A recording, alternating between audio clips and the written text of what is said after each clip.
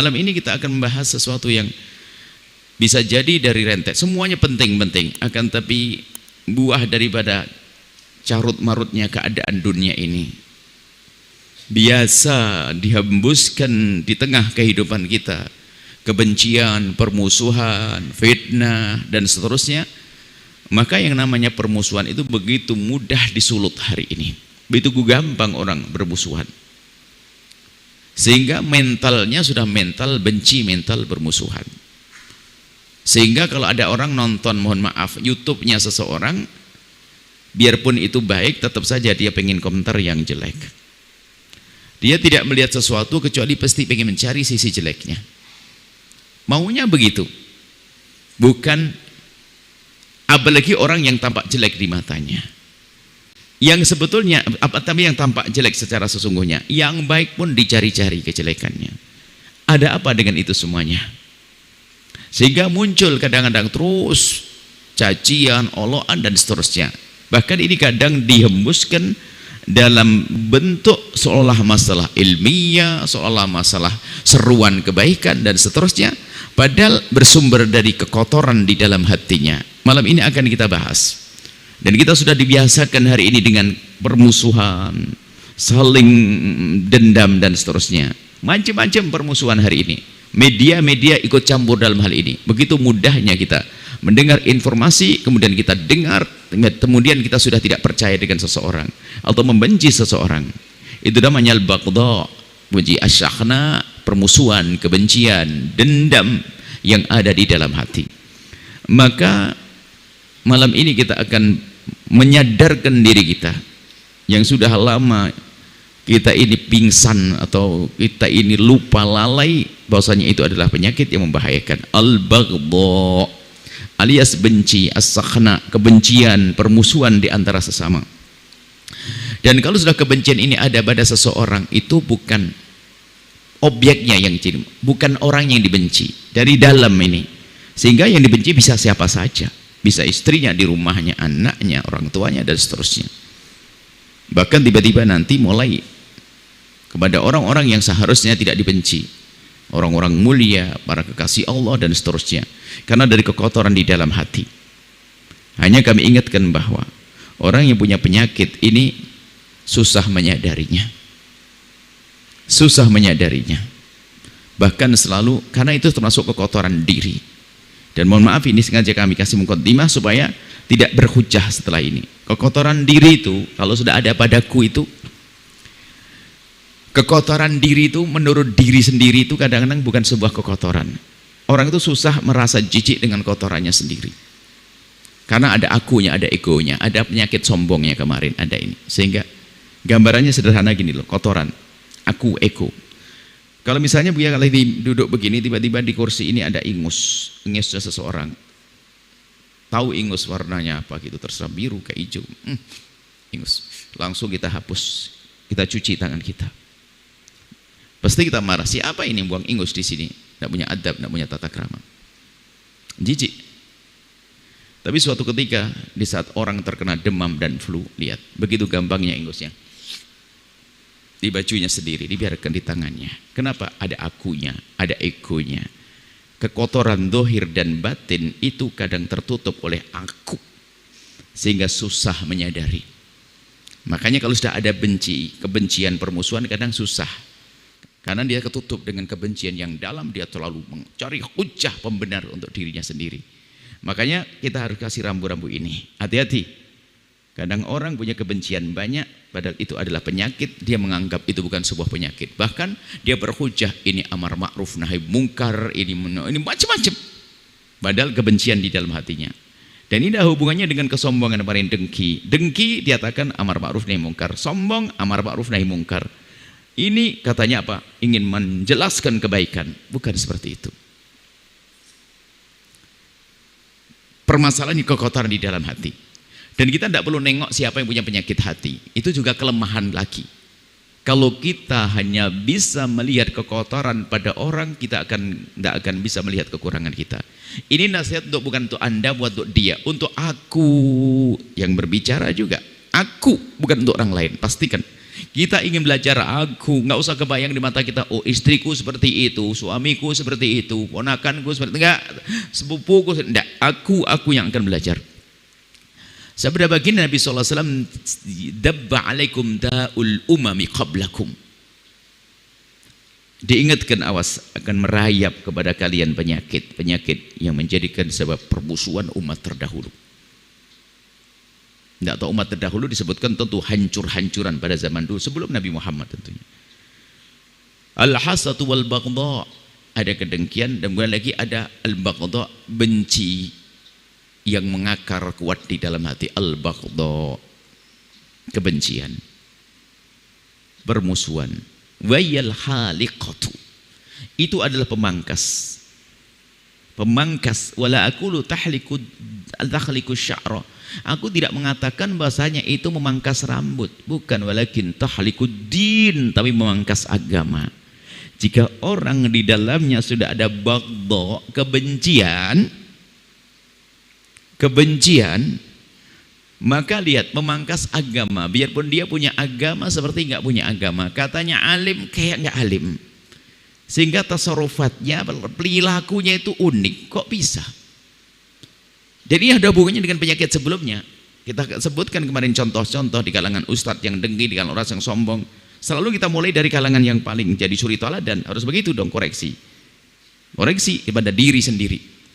Ada benci baghdha, aku tidak mengatakan mangkas rambut, tapi tahlikuddin, kata Nabi Muhammad, memangkas agama. Waladhi nafsi biyadi, demi jiwaku yang ada di genggamannya, maksudnya demi Allah, lan tadkhulul jannata, engkau tidak akan masuk surga hatta tu'minu, kecuali sampai engkau beriman. Iya betul, walan tu'minu, dan sungguh engkau tidak akan bisa mewujudkan keimanan yang sesungguhnya hatta tahabbu, kecuali engkau saling mencintai. Jadi tanda kita punya iman adalah adanya cinta di dalam hati kita kepada sesama kaum muslimin. Tahabbu. Nah, ala umnabbiukum, apakah engkau ingin aku beritahu, bima yuthabbitu dzakum lakum, sesuatu yang akan menguatkan itu kecintaan iman di dalam hatimu, di dalam dirimu. Di antara afsus salam, sebarkan salam, tebarkan kedamaian dengan kata-kata, kedamaian dengan perilaku. Makanya kalau orang suka mengungkapkan yang menjadikan sebab orang bermusuhan, dia anti damai. Makanya dilarang di bab yang berbeda, an-namam, adu domba. La yadkhulul jannata qattat, tidak masuk surga orang yang adu domba. Adu domba itu halus, Anda memindahkan satu kalimat, gambar atau apapun yang menjadi orang bermusuhan, Anda pengadu domba. La yadkhulul jannata, tidak masuk surga. Maka kalau Anda ingin mengeser sesuatu itu hati-hati, apakah menjadikan orang saling cinta? Biarpun hanya dua orang yang jadi bermusuhan, Anda golong namam. Maka harus Anda pandai-pandai apa yang harus Anda share, apa yang harus Anda sampaikan kepada orang lain. Jadi bahkan tidak semua kebenaran harus Anda sampaikan, bisa perlu Anda pilah dan pilih. Jangan-jangan kebenaran biar itu benar, jika aku sampaikan hari ini menjadi orang bermusuhan, jangan dulu dong, masih banyak kebenaran yang lain. Jadi menjaga hati umat-umat yang beriman itu benar, penting sekali. Jangan ungkapan kita, perilaku kita menjadi sebab orang mengadu domba. Maka kami ingatkan selama ini, biarpun labelnya kayak apa gedenya, label ustadznya double 16, kemudian dia jubahnya lebih gede dari ini, sorbannya gini, tapi kalau ternyata ungkapannya membuat orang bermusuhan, hati-hati, karena diam-diam akan masuk ke hati Anda. Satu orang yang Anda musuhi gara-gara omongan itu sudah keberhasilan setan. Satu umat Nabi Muhammad kita musuhi, satu umat Nabi Muhammad kita dendami. Ini adalah sebetulnya bukan, kalau sudah kita mendendam, memusuhi umat Nabi Muhammad satu, sebetulnya bukan objek, ini bukan satunya, hati kita sudah kotor. Tinggal besok ganti orang saja. Ya ini itu. Jadi permasalahannya ada di sini. Nah kita harus waspada apa yang kita dengar, apa yang kita baca. Ini kebencian, dendam itu luar biasa, menyiksa, dan itu kotoran hati. Bahkan di saat Allah bagi-bagian pengampunan, ternyata ada yang tidak diampuni oleh Allah. Kalau orang menyekutukan Allah, tidak ada dua model manusia, tidak diampuni dosanya oleh Allah.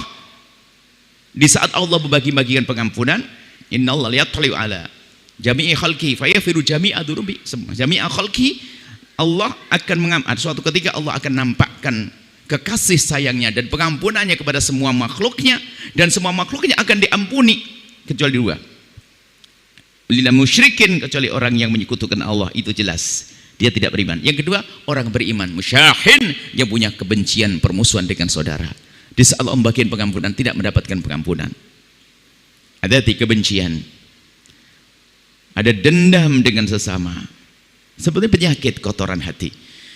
Nah, kemudian juga ini harus kita sadari dulu, kalau orang punya benci, dengki, dan punya dendam, kalau kita sambungkan itu adalah ada hubungannya dengan penyakit sebelumnya juga. Karena penyakit dengan penyakit biasanya saling keterkaitan. Anggap saja sudahlah, gara-gara lambung, sakit kepala, gara-gara ini saling sambung, saling terkaitan. Penyakit hati saling ada keterkaitan. Kemudian coba kita cermati dulu. Ini harus detail sekali ini. Kalau tidak, betul-betul nggak sadar dengan penyakit permusuhan, penyakit dendam di dalam hati seorang hamba. Kadang ditumpangi dengan penyakit lain, mohon maaf, sehingga tidak disegera cermati. Penyakit mental. Ada tidak senang sama orang, betul itu penyakit mental.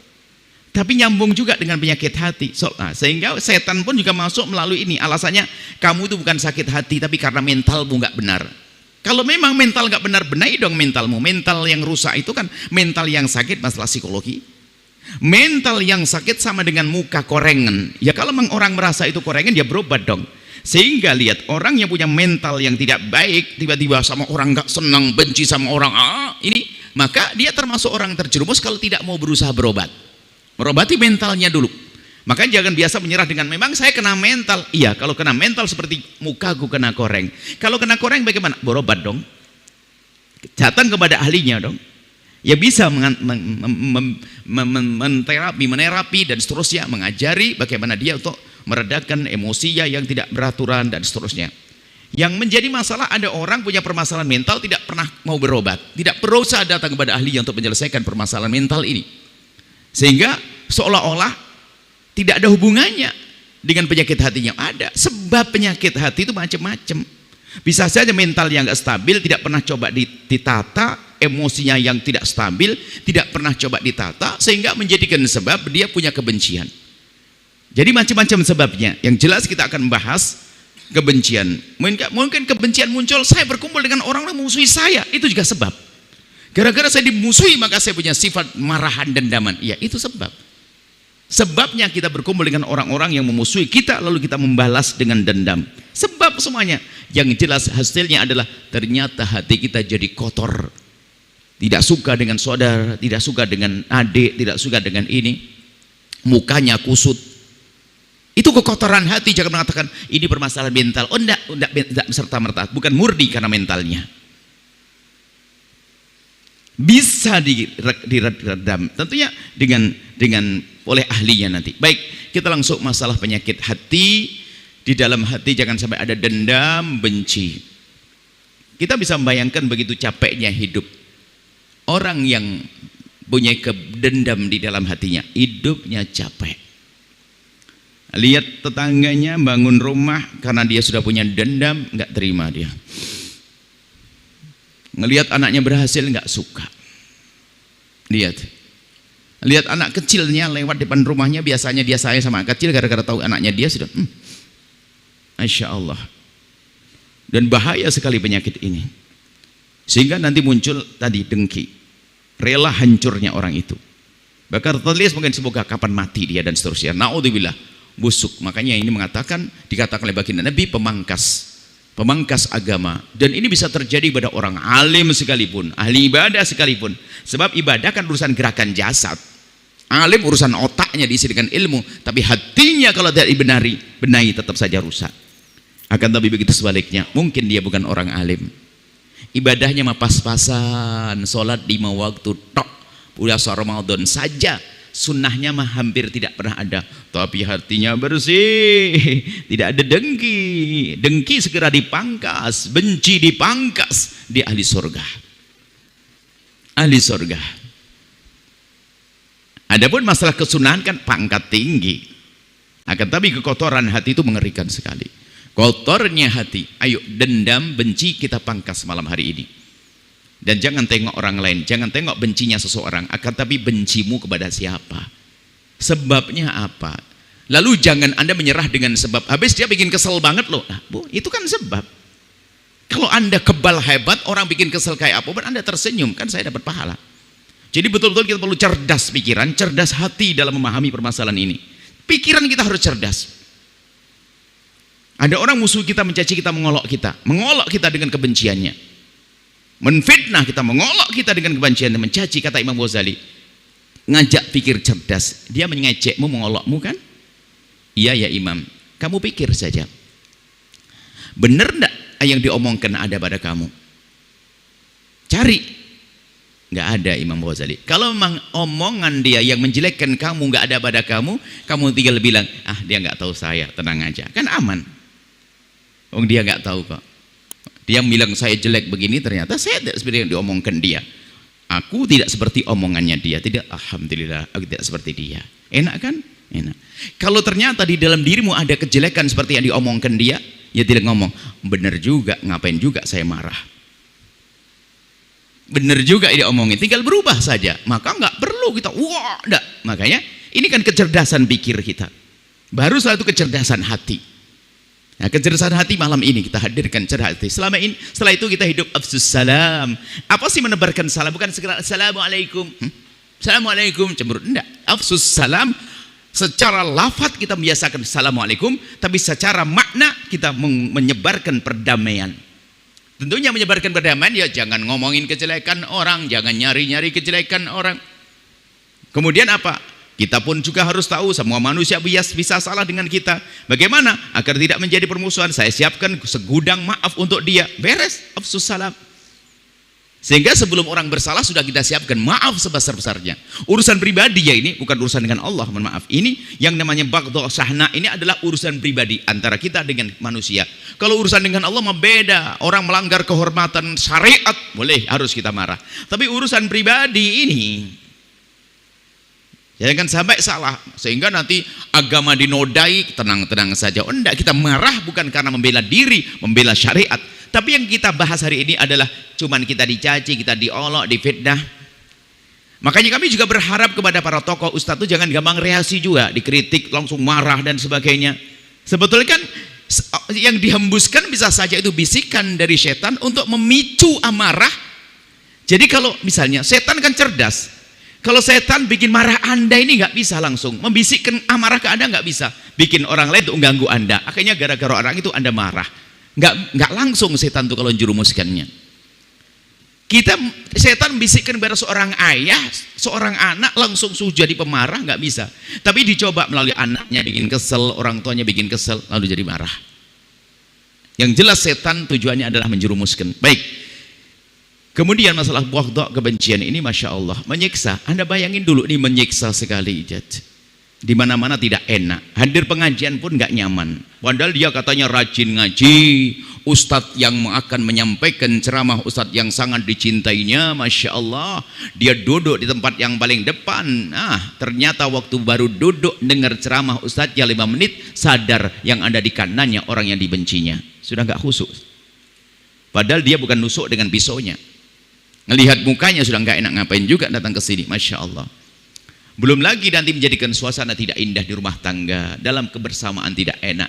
Tapi begitu sebaliknya, kalau sudah penyakit hati ini kita pangkas dan berusaha kita pangkas, akan tampak keindahan dalam kebersamaan.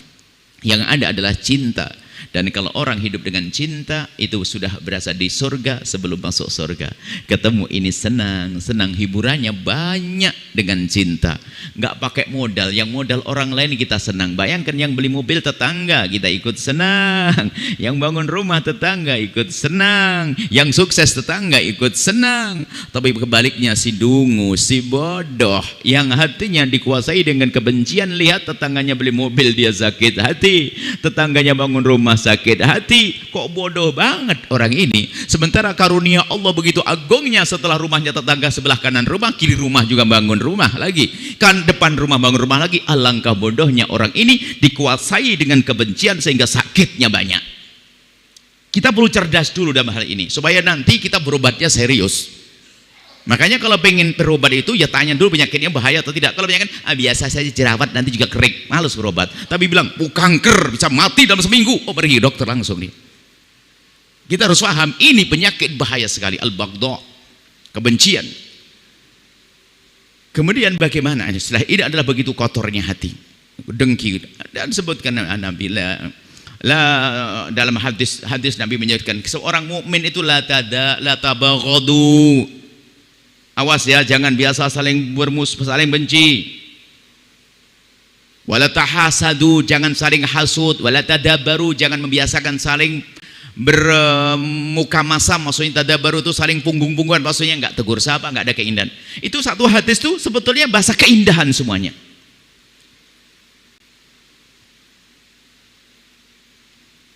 Nabi melarang untuk kekotoran-kotoran hati karena bikin capek. Tapi ketahuilah betul, orang yang punya qalbun salim, hati yang benar, dikatakan sudah berada di surga sebelum masuk surga. Sampai merasakan suatu keadaan, di saat diceritakan tentang pendendam, dia bingung. Allah, gimana sih rasanya dendam itu? Setiap dia ingin marah pada seseorang, dia tahu itu umat Nabi Muhammad. Apalagi itu adikku mau rebutan waris. Jauh orang yang punya cinta dari rebutan waris. Tapi kalau di hatinya dengan kedendaman, ya gampang saja. Adiknya dimusuhi gara-gara salah ngitung waris dikit saja, musuhan. Jelek, kotor itu semuanya. Maka harus kita paham itu kotor. Kalau itu adalah aku ya berbenah gitu saja. Bukankah Allah Maha Kasih? Ini malam dijanjikan jam begini dikabul permohonan kita. Sudahlah, Anda jangan nutupi kekotoran Anda di hadapan Allah setelah ini. Sudah, tapi sadari dulu bahwasanya saya kotor ya Allah, benar saya dendam pada saudaraku sendiri, pamanku sendiri, tetanggaku, teman kerjaku, bawahanku, orang tuaku, guruku. Setelah itu adukan kepada Allah, ya Allah, hilangkan kotoran hati kami itu ya Allah. Sadari dulu, baru nanti kita lanjutkan besok pagi, kita bertutur kata yang lembut dengan mereka, mengucapkan salam, memberi hadiah dan seterusnya. Itulah praktek membersihkan hati. Baik. Disebutkan dalam Al-Quran tentang surga, sari'u ila maghfirati min rabbikum wa jannatin 'arduhas samawati wa 'ardu 'iddat lil muttaqin. Telah ya, bersegeralah engkau masuki surga yang telah disiapkan pengampunan Allah, bergegaslah menuju pengampunan Allah, dan surga, surga yang telah disiapkan untuk orang bertakwa. Ternyata di antara ciri orang bertakwa memang yunfikuna fis sarra'i wad dharra, berderma, sedekah. Iya, urusan dengan manusia. Ternyata ada benah diri. Wal kadhiminal ghaidha. Wal kadhiminal ghaidha, ahli surga adalah bukan orang yang tidak punya marah. Jangan berkata saya enggak punya marah. Salah, Anda bukan malaikat. Kalau tidak ada amarah di dalam diri kita, tidak ada perjuangan. Dan jangan berkata aku enggak punya kekotoran hati. Anda bukan malaikat. Yang benar adalah kita menyadari di hati kita ada kekotorannya, dan sekarang aku akan membersihkannya. Ada benci. Makanya para ulama, para waliullah itu bukan tidak ada benci di dalam hatinya, bukan, tapi pandai memerangi benci. Dan memerangi kebencian itu adalah jihad akbar. Jihad yang paling agung, memerangi kebencian di dalam hati. Sehingga tampak di dalam perilaku mereka itu selalu membalas kebalikannya. Di saat marah dengan seseorang, dia lakukan kebaikan di alam dohirnya. Kalau lagi marah, tidak, aku marah dengan dia, kelihatannya aku mulai dendam dengan dia. Hei diriku, cari nomor rekeningnya dia, kasih hadiah kepada dia. Dia mengerti. Makanya tolong kalau ada orang soleh, orang baik, kok tiba-tiba lagi baikan dengan Anda, jangan GR dulu. Jangan-jangan Anda telah menyakiti hatinya. Cuman karena dia orang baik, setiap disakiti malah membalas dengan kebaikan. Karena mereka orang bersih hati, nggak mau menumbuhkan kebencian di dalam hatinya, nggak mau menumbuhkan kebencian. Jadi kalau sudah mulai ada tanda amarah, tanda benci, dia perangi dengan bermacam kebaikan supaya hilang itu. Wal kadhiminal ghaidha, kalau Anda diserang oleh perilaku seseorang yang menjadikan Anda benci dan dendam, ini langkahnya. Ini mungkin sekali serangan-serangan itu ada, mulai dari perilakunya, tutur katanya, fitnah yang dihembuskannya, macam-macam. Itu kan macam-macam sebab. Tapi perilaku kita tuh apa? Wal kadhiminal ghaidha, tahan.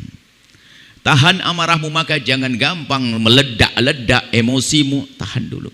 Kalau belum bisa tahan, ambil air wudhu, diam, tinggalkan. Maka jangan mudah membalas, sebab membalas ini tanda kita menyulutkan api di dalam diri kita sendiri. Dicaci dan diolok, tar dulu. Wal kadhiminal ghaidha, dan menahan amarahnya. Dan menahan pun belum cukup. Kalau hanya sekedar menahan amarah, jangan-jangan bertahan 1 jam 2 jam, setelah itu meledak lagi. Jangan-jangan hanya nunda waktu saja, karena nggak enak ada orang tuanya, ada yang lainnya. Rupanya minggu depan ancur-ancuran. Wal kadhiminal ghaidha, menahan amarahnya. Setelah menahan amarah harus memasuki langkah selanjutnya. Sudah berhasil aku menahan, aku tidak membuat reaksi, aku tidak membantah, tidak membalasnya. Wal kadhiminal ghaidha. Lanjutkan ayatnya. Wal 'afina 'anin nasi. Pegang dada. Maafkan ya Allah. Aku telah maafkan dia ya Allah. Agar reda. Wal 'afina 'anin nasi, dan memaafkannya. Caranya adalah merenung yang panjang. Itu siapa? Umat Nabi Muhammad. Kenapa umat Nabi Muhammad? Nabi Muhammad setiap malam menangisi mereka agar masuk surga. Kenapa kita menginginkan masuk neraka? Nabi Muhammad merindukan mereka selamat. Kenapa kita merindukan kehancuran? Wal 'afina 'anin nasi, agar mudah kita maafkan. Renungi itu siapa? Itu anak ayahmu, itu anak ibumu, saudara. Kenapa musuhan? Itu sahabat karibmu ya. Itu umat Nabi Muhammad. Wal 'afina 'anin nasi, agar mudah kita memaafkan. Aku maafkan, biarpun kurang belum begitu maksimal maafkannya, tapi aku memaafkan dan akan aku maafkan. Tapi kata setan, tapi kurang ajar banget. Iya, aku akan maafkan. Setan berbisik, dia berkali-kali sudah kau maafkan enggak? Aku maafkan. Wal 'afina 'anin nasi. Ternyata memaafkan ini seperti kita itu mengambil sebuah penyakit. Perlu obat biar semakin mantap. Setelah itu apa? Setelah memaafkan, bisa jadi masih ada sisa-sisa bisikan-bisikan tadi. Dia masih kurang ajar. Terakhirnya wallahu yuhibbul muhsinin. Allah senang dengan orang yang berbuat baik. Ternyata termasuk kunci terakhirnya adalah berbuat baik. Ini kunci dahsyat indah dari Nabi. Kalau Anda lagi marah dengan seseorang, justru jangan Anda mencaci, mengolok, apalagi memeranginya. Itu tambah panas hati Anda. Akan tapi diantaranya adalah memberikan hadiah. Tahadu tahabu. Kalau kita memberikan hadiah, itu sebetulnya kita memiliki hadiah setelah itu, sehingga amarah kita akan terkurangi, bahkan bisa hilang. Sudahlah, kalau Anda marah dengan seseorang, Anda kirim hadiah kepada dia, itu reda, diam-diam terus. Kalau tidak, di dianya, di ponakannya, di saudaranya, dan seterusnya. Kita berikan kebaikan. Oh berat, iya berat. Ini kerjaannya para kekasih Allah kok. Waliullah menjadi wali Allah bukan karena banyak sujud rukuknya. Ya, mereka sujud rukuk karena kesenangan mereka. Tapi yang terpenting bagi mereka yang sampai derajatnya tinggi menjadi waliullah kekasih Allah adalah salamatus sudur, hatinya yang bersih tadi. Membiasakan menghilangkan kebencian, dendam di hatinya. Biarpun tidak pakai jubah, tidak pakai imamah, mungkin dia seorang pengusaha besar, duduk di meja direksi yang megah begitu, tapi ternyata hatinya bersih, tidak ada dendam dengan sanak kerabat dan saudara. Ini ilmu sangat penting. Jadi ini ilmu memangkas dendam dan benci. Kita lanjutkan, kita belum. Supaya nanti kan kita akan bersilaturahmi halal bihalal dan seterusnya. Itu gak bisa baca basa-basi sosial. Kalau tadi penyakit hati yang selama ini kita pelajari tidak kita cermati benar, namanya reoni basa-basi. Dendamnya belum dipangkas, basa-basi. Sehingga setelah reuni keluarga besar di hari ke-7 Syawal nanti, reuni keluarga besar Pak Haji Fulan, Masya Allah. Oh luar biasa, semuanya paling ramai reuninya, keluarganya tambah akrabnya, Masya Allah. Ternyata setelah pulang masing-masing punya bahan baru untuk menggunjing. Tadi kalungnya dipakai semuanya. Rupanya reuninya tidak membuahkan hati yang indah, tapi justru punya bahan baru untuk menggunjing. Iya, itu sombong banget disalami, ini gaya banget tuh orang. Wah, sama saudaranya habis, sampai di rumah dengan istrinya habis-habisan tambah bahan gunjing baru. Seminggu belum hari ya tebes, sambil lihat foto hasil foto keluarga. Oh ini, oh itu ya. Reuni macam apa itu? Silaturahmi yang paling utama silaturahmi batin, dan itu kami hadirkan nanti di pungkasan. Silaturahmi batin, bersapaan hati sebelum bertemu, bersapaan hati mendoakan dengan doa kebaikan sebelum kita berhadapan dengan dia. Doa sebanyak-banyaknya. Baik, inilah yang harus kita pahami, begitu bahaya penyakit ini. Anda harus tahu ini penting agar kita mau berobat. Kalau memang Anda punya dendam benci, sudahlah, selamat tinggal. Dan itu nanti akan menjadi apapun gak baik. Menjadi penceramah pun omongannya suka ngadu domba orang loh ya. Gara-gara gak cocok dengan Ustadz Fulan langsung sindir-sindiran habis-habisan tuh. Gak cukup dia benci, pengen nanamkan orang, kau harus benci dengan dia. Allah. Omongannya pun omongan permusuhan. Loh, apa itu? Ini kita mulai dari Ustadz ya. Nah, kalau di kalangan orang biasa ya sudah omongannya nyebar yang permusuhan, fitnah. Ada foto-foto, dia hanya ngirim foto aja ngerti biar nggak senang sama dia. Misalnya kita lagi senang dengan si fulan, ya kita cari foto-foto yang kita sebar yang menjadikan orang nggak senang dengan dia. Oh, pantesan dia begini ya. Halus nih kekotoran hati ini. Memang ini kerjaannya para waliullah, para kekasih Allah. Fokus dan paling utama adalah membersihkan hatinya daripada kebencian, dendam. Ini harus serius Anda. Jangan biarkan ini ada di dalam hati Anda. Itu adalah kebodohan yang luar biasa. Gak enak punya dendam itu. Kalau sudah berganti dengan cinta, subhanallah, indahnya cinta. Lalu bagaimana? Ini kan kerjaan berat. Ya, maka ikuti petunjuk Al-Quran, memaafkan. Memaafkan itu ditandai kita tidak memberikan reaksi. Mohon maaf, menuntut di depan mahkamah sah. Harta kita diambil oleh dia, iya, boleh kita nuntut di mahkamah, tapi jangan lebih omongan kita. Memang sudah diajak bicara baik-baik, Dek atau Bang, ini ayo gimana? Nggak mau, ya sudahlah, baik ya, saya akan tuntut mahkamah. Tapi tetap di malam harinya berdoa, ya Allah, semoga adikku tuh, abangku, pamanku itu ya Allah senantiasa dalam kebaikan. Saya hanya mengambil hak saya ya Allah, mengambil hak saya ya Allah. Nggak ada kelebihan. Kalau kelebihannya apa? Fitnahnya, tujuan mau hancurkannya. Bahkan mungkin ikrar dalam hatinya, nanti ya Allah kalau saya menang, tetap saya akan kembalikan berapa persen hadiah untuk dia ya Allah.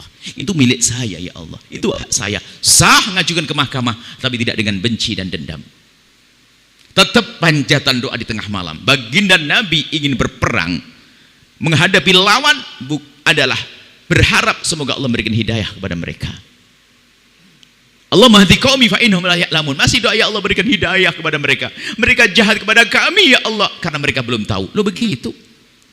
Kadang-kadang kita itu selalu menghancurkan, ya Allah, ini kurang ajar banget sama saya, fitnah saya ya Allah. Tidak. Sekarang coba langkah-langkah selanjutnya adalah jangan mudah bereaksi. Karena reaksimu itu akan membuahkan reaksi baru lagi, sehingga mungkin akan menyiram bahan bakar lebih dahsyat lagi.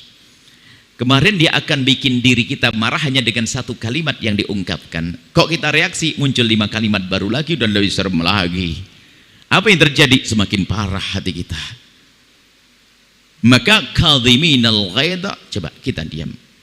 Kita tahan, kita tidak marah, sudah tidak reaksi. Dan lebih cakep, lebih tampak seperti disabdakan Nabi, mazadallahu abdan bi'afin illa izzah. Allah tidak menambahkan kepada seorang hamba yang dengan maafnya kecuali tambah mulia. Tampaknya merendah, memaafkan itu rendah, tidak, sungguhnya akan mulia di hadapan Allah. Izzah, mulia. Allah akan memberikan kemuliaan kepada hamba tersebut. Baik, setelah itu gimana langkah kita? Langkah kita adalah kemudian setelah menahan amarah, memaafkan dia, ayo kita sekarang mulai membiasakan dengan kebaikan. Dimulai dari kebaikan yang paling gampang. Dan setelah kami merenungi masalah semacam ini, kami tidak pernah meninggalkan doa. Dan itu menunjukkan kalau kami pun juga punya dendam banyak, sehingga hampir dalam panjatan doa kami menyampaikan begini, ya Allah, jika ada orang berbuat jahat kepada kami, menfitnah kami, menggunjing kami, dolim pada kami, kami mohon ampuni dia ya Allah. Jangan hukum dia karena dia umat kekasihmu Nabi Muhammad. Itu yang selalu kami sampaikan. Tidak pernah kami tinggalkan. Kenapa? Kami menganggap itu penting sekali supaya saya tidak kotor hati. Bahkan bayangkan wajah-wajah orang yang telah membuat kesal pada kita, ya Allah, jika ada orang berbuat jahat kepada kami, memfitnah kami, gunjing kami, ampuni dia ya Allah, jangan hukum dia, dia umat kekasihmu Nabi Muhammad. Urusan kedengkian pun juga dengki bahaya, kita perlu ya Allah, kita selalu hadir dalam panjatan doa itu sebenarnya kan membaca diri kami sendiri dalam baca ya Allah, jika ada orang mendengki kami, mendengki kalau dia mendengki, ada orang mendengki kami karena keberhasilan kami, kami mohon ya Allah berikan kepadanya seperti yang kau berikan kepada kami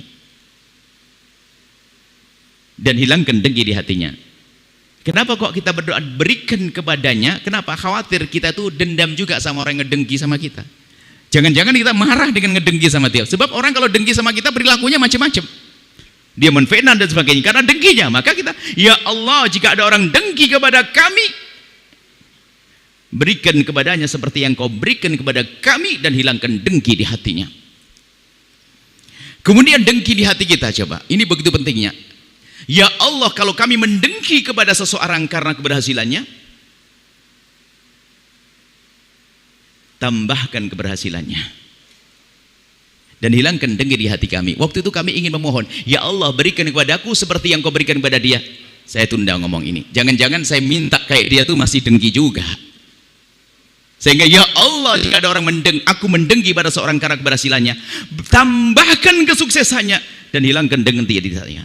Kita ingin nambahkan sedikit doa, ya Allah berikan kepada kami seperti yang kau berikan kepada dia. Jangan-jangan saya masih dengki ngomong gitu tuh. Nah saya minta kayak dia, masih pengen kayak dia. Ini panjatan doa Anda itu penting untuk menahi diri Anda sendiri. Makanya ini resep yang kami sampaikan nanti. Resep dari baginda. Punya penyakit kotor hati, ada resepnya. Jadi ini hari operasi besar hari ini tuh.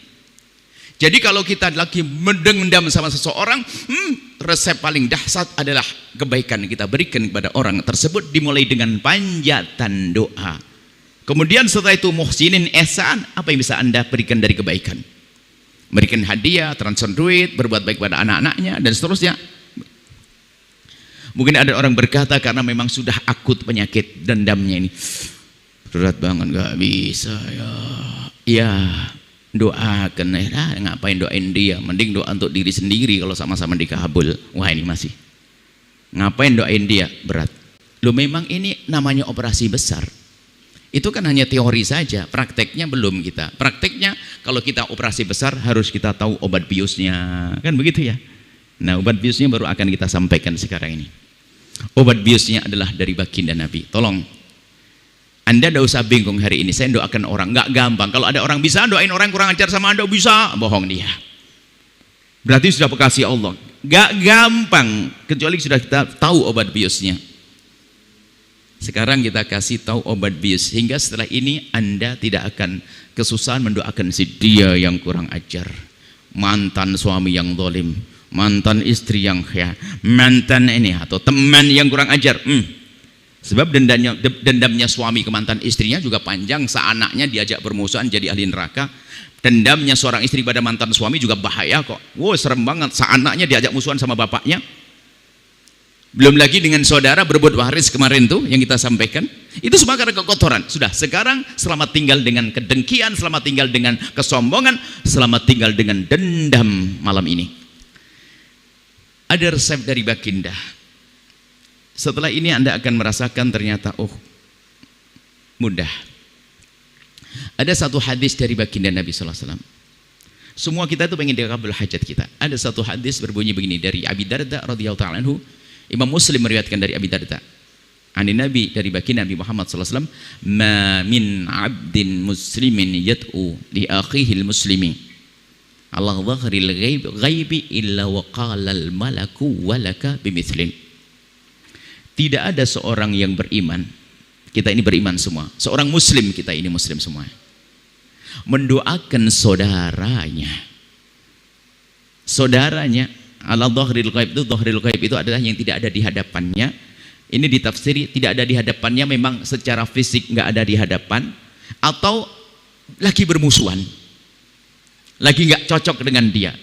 Lah kok kita doain dia, masya Allah, malaikat menjawab, malaikat membantu doa ini, walaka bimislin, kamu dapat duluan. Sehingga dikatakan oleh para ulama, ada satu doa yang sangat mudah dikabul oleh Allah tapi sangat dilupakan oleh hamba Allah. Lebih dahsyat daripada doa depan multazam tapi hatinya nggak benar. Lebih dahsyat daripada doa waktu kita tawaf, waktu di Masjidil Haram.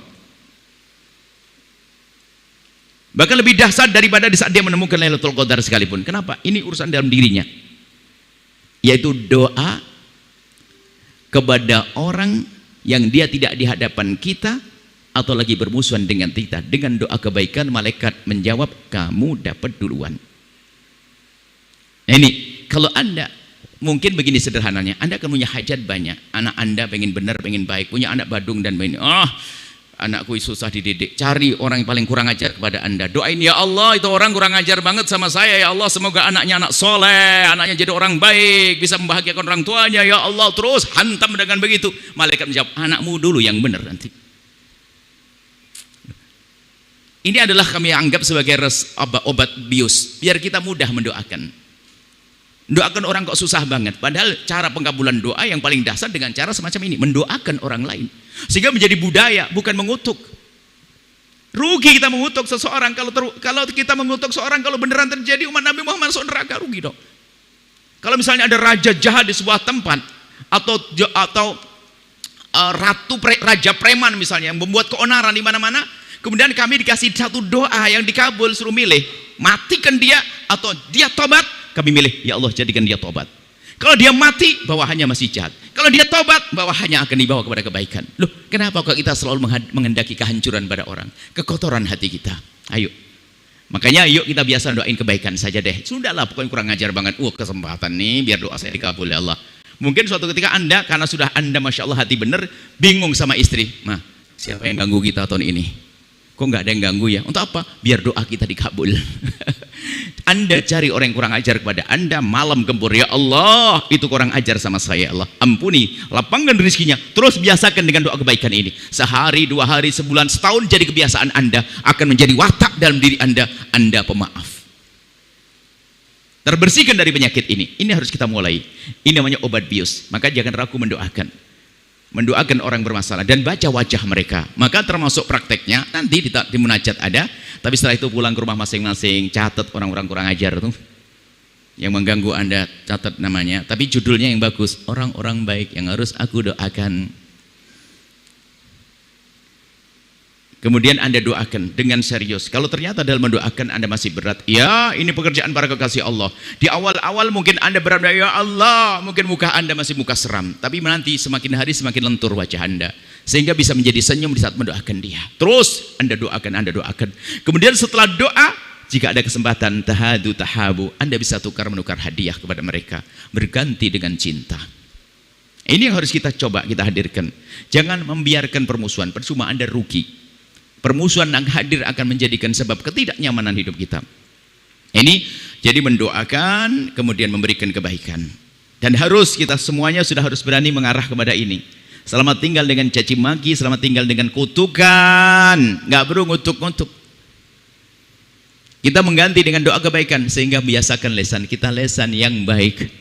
Siapakah dia, termasuk menteri, presiden, gubernur, wali kota, kuwu, jahat, segala macam, sudahlah doain dengan doa kebaikan. Lawan politik yang jahatnya benar jahat, tetap dia umat Nabi Muhammad, yuk kita doakan. Kita pengen hati yang baik. Dan jika lingkungan Anda lingkungan begini, apa yang terjadi? Anda mudah senyum dengan pasangan, Anda mudah senyum dengan saudara. Begitu mudahnya menghadirkan keindahan setelah itu. Karena ini al-baghdha tahlikuddin, memangkas agama, kebencian memangkas agama. Biarpun katanya orang alim seperti tidak seorang alim, sehingga mungkin saja membuat kontrol. Apalagi nanti dibantu oleh syaitan, namanya syaitan viral, sehingga kesempatan untuk merusak orang lebih gede lagi dengan ilmunya.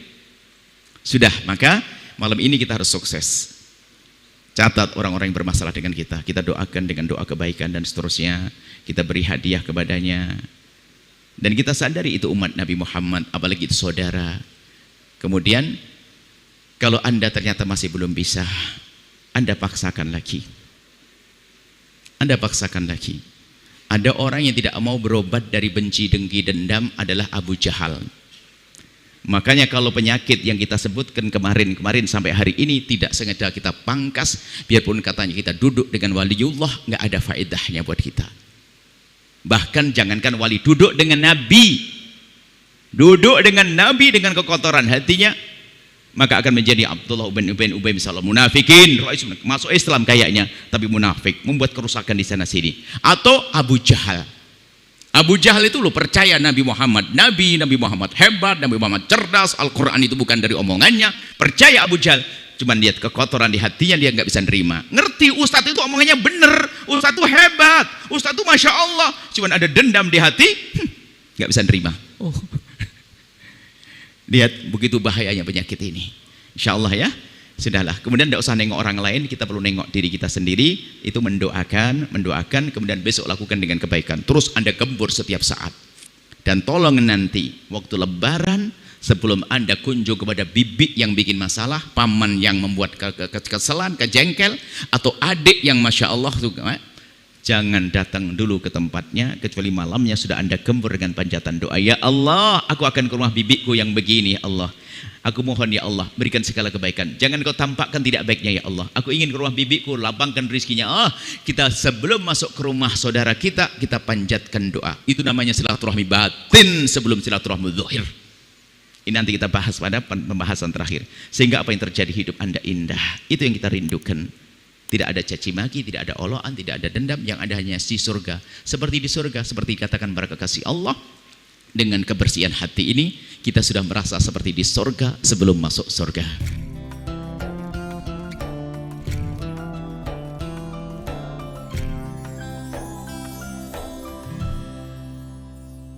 Sahabat Al-Bahjah TV, setelah menyaksikan video ini, jangan lupa bersolawat kepada baginda Nabi Muhammad. Shollu ala Nabi Muhammad. Allahumma sholli alaihi wa ala alihi wa sahbihi.